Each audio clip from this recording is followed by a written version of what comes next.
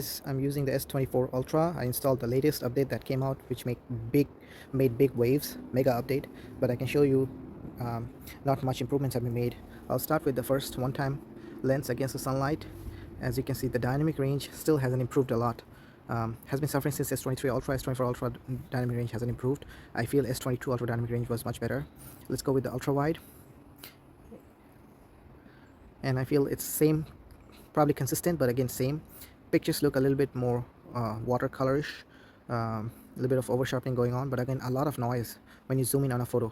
This has not been resolved even in lighter conditions, like well lit conditions. You're still able to see the noise in the shadows.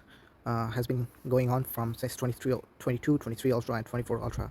I think Vivo or Oppo's larger sensor and also Xiaomi's larger sensor, they have sorted it out. They have much better processing now. I don't know what's wrong with Samsung. They have the ability and capability to improve that, but I don't know what's wrong, why they're still not working on it. So this is a 3x telephoto. I feel the telephoto lens is pretty much similar to S23 Ultra. Still a little bit of over sharpening, but you'll be able to see a little bit of noise, loss of details when you zoom in to the photo, which is in well lit conditions not expected. And this is the 5x. I'll take again on a different kind of conditions, like this was against the sunlight. It is decent.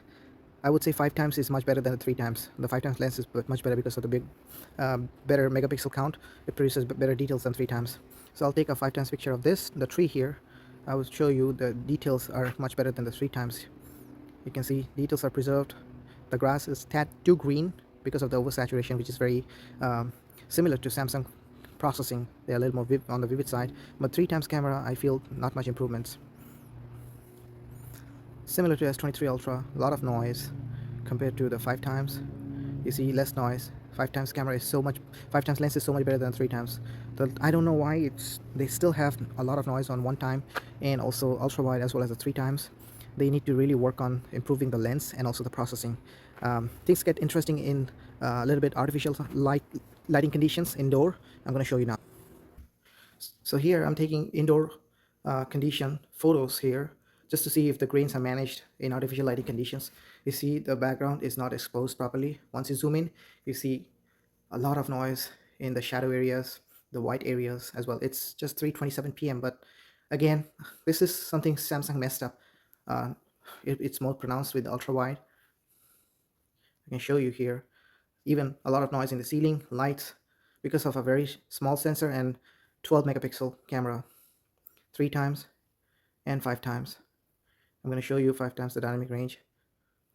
I feel 5x noise is way less than the 3x, because 3x ultra wide and main sensor are, you see 3x has more noise here all over. So I feel the 5x move was good. The sensor is much better and processing the images, but the 3x ultra wide and the main sensor, they are coming from the same S22 Ultra, S23 Ultra, which shows very minor improvements, mostly because of the processor and processing. So again, I was very hopeful about the update, but I don't see anything major improvement going on here other than the vivid mode.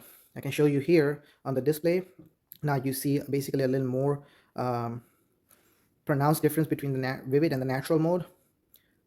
Unlike when it was released, it was like 5% difference. But now, when you switch to vivid mode, you see a little more pronounced difference. That's about it, nothing else. So I feel this iteration of Samsung S24 Ultra, it's a complete flop for me, to be honest. If you're buying for $1,300, $1,400 for 512 gigabytes, it's not even as close to, yeah, you're getting S Pen, you're getting 7 years of update, but who keeps the phone for 7 years? Most of the consumers, they keep phone for 2 or 3 years and then they switch, but no one is going to keep the phone for 7 years. I appreciate Samsung giving us 7 years of update, but again, that doesn't explain why Samsung could not improve on their processing on cameras. One UI 6.1 is, again, has a lot of features, which is good. One of the best UI, I know, but again, they are suffering because of the camera. The camera should improve, and for way less in Indian currency, 40,000 40,000 INR, Indian rupees, and also like about $300-400, you're getting way better camera in Vivo X100 Pro or even the Oppo X7 Ultra. You're getting much better camera. Even I would rate the main sensor of iPhone to be much better because it produces 24 megapixel output. You will be able to tinker and make adjustments to the camera if you use Expert RAW, but again, average consumer, they only like to point and shoot. They are not much, they don't have much time to fill with all the settings and cameras and pro modes. So I feel unless Samsung improves significantly on their processing, I would not recommend this phone to anyone. They messed up with the processing. They are stuck with the same processing sensors, ultra wide, main, and 3x. And also their dynamic range has gone down a lot. Unlike the Vivo, I'm still using the IQ 12. I'm going to bring a new video with about the IQ 12. This phone has impressed me a lot, but I feel this phone, 600 bucks, 500 something bucks if you buy Chinese version, produces much more better quality photos from the main sensor than this Samsung phone. Again, Samsung videos might be a little better, but again, at the cost of what? You're spending twice. Are you getting twice better video or camera than iQOO or than from the Vivo? No, of course not. You're not. But why would you spend so much money unless you are a Samsung fan? So again, for me, this is not worth it. So, but again, I'm bought it to carrier, so I spend way less money. If you're paying outright $1,300, $1,400 for this phone, it is not worth it. But you rather buy iPhone if you're in the US, or if you're in some other country, you can buy the Oppo Find X7 Ultra or the Vivo X100 Pro if you are more into photography.